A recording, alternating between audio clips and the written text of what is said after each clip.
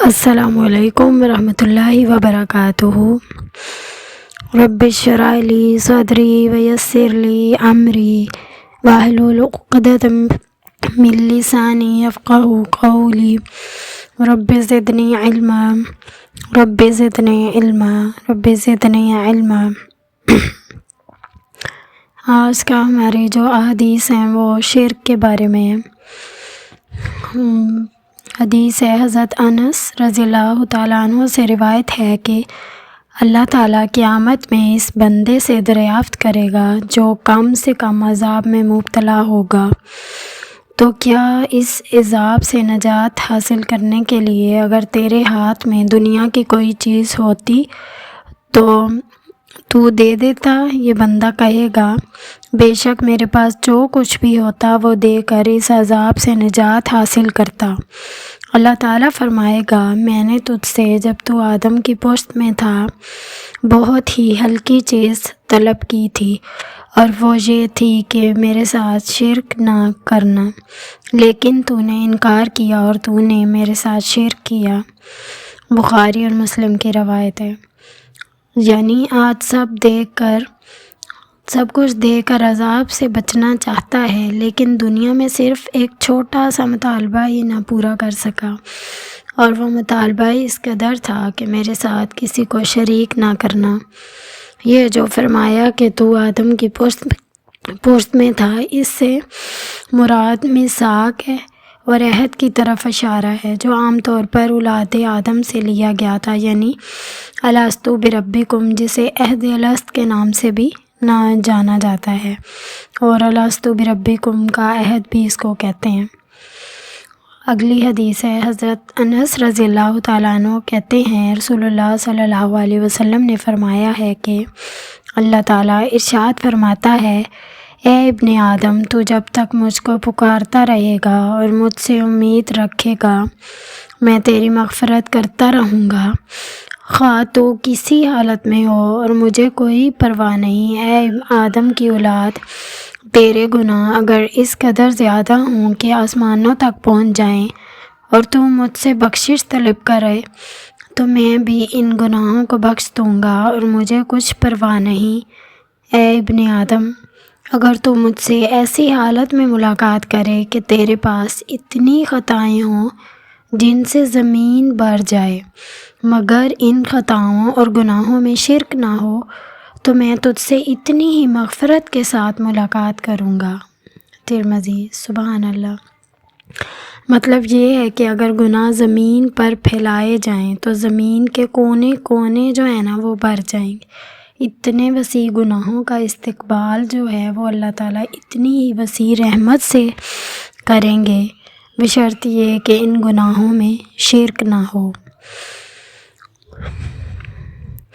تیسری حدیث ہے حضرت ابن عباس رضی اللہ تعالیٰ عنہ رسول اللہ صلی اللہ علیہ وسلم سے روایت کرتے ہیں کہ اللہ تعالیٰ فرماتا ہے، جو شخص یہ عقیدہ رکھتا ہے کہ میں اس کے گناہ بخش دینے اور معاف کر دینے کی قدرت رکھتا ہوں تو میں اس کی خطائیں بخش دیتا ہوں اور کچھ پرواہ نہیں کرتا، بشرط یہ کہ وہ میرے ساتھ کسی شے کو شریک نہ کرتا ہو۔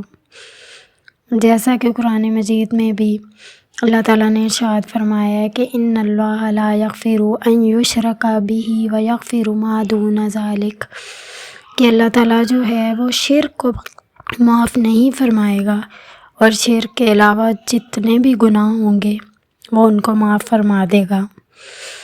اور یہ شرح السنہ کی روایت ہے۔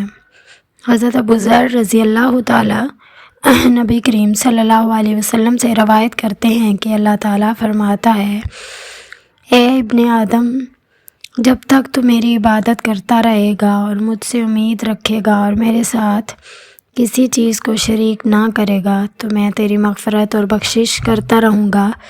تو اگر آسمان اور زمین سے لبریز خطائیں لے کر میرے سامنے آئے گا تو میں اسی مقدار میں بخشش اور مغفرت لے کر تیرا استقبال کروں گا اور تیرے گناہ معاف کر دوں گا اور کچھ پرواہ نہ کروں گا۔ سبحان اللہ۔ اور یہ طبرانی فی الاوسط کی روایت ہے۔ مطلب یہ ہے کہ شرک نہ ہو تو تمام خطاؤں اور گناہوں کی بخشش اور مغفرت کی امید جو ہے نا وہ انسان کر سکتا ہے۔ اور یہ جو فرمایا کچھ پرواہ نہ کروں گا، تو اس کا مطلب یہ ہے کہ میں با اختیار ہوں، خواہ گناہ کتنے ہی زائد ہوں، ان کے بخش دینے میں بھی کسی کی پرواہ یا کسی کا خطرہ نہیں ہے۔ اگلی حدیث ہے، حضرت ابو ہریرہ رضی اللہ تعالیٰ عنہ نبی کریم صلی اللہ علیہ وسلم سے روایت کرتے ہیں کہ اللہ تعالیٰ فرماتا ہے کہ میں تمام شرکاء کے شرک کی بے نیازی سے زیادہ بے پرواہ ہوں۔ جس شخص نے کوئی عمل کیا اور اس عمل میں میرے غیر کو شریک کر لیا تو میں اس کو اور میں اس کے شرک کو چھوڑ دیتا ہوں۔ اور یہ مسلم کی روایت ہے، یعنی ان دونوں کو ان کے حال پہ ہی چھوڑ دیتا ہوں کہ وہ جو مرضی کرتے رہیں۔ حضرت ابو ہریرہ رضی اللہ تعالیٰ عنہ کی دوسری روایت میں ہے، جس شخص نے کسی عمل میں میرے غیر کو شریک کر لیا تو میں اس سے بیزار ہوں، اور وہ عمل اسی کے لیے ہے جس کے لیے کیا گیا، اور میرا اس سے کوئی تعلق نہیں۔ اور یہ مسلم کی روایت ہے۔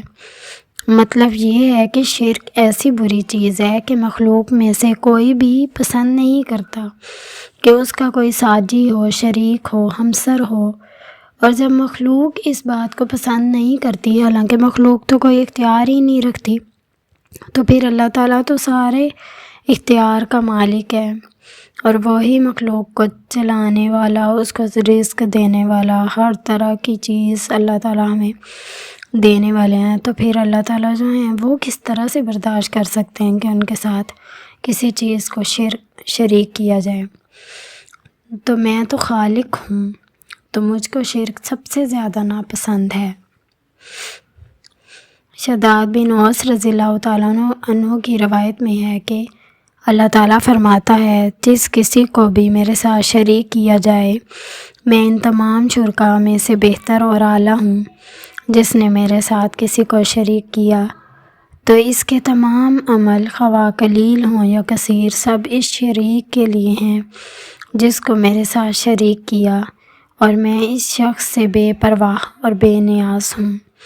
طبرانی احمد کی روایت ہے، یعنی اگر کسی کو میرے ساتھ شریک کیا تو وہ میری مخلوق سے ہوگا، اور لا محالہ میں اس سے بہتر اور برتر ہوں۔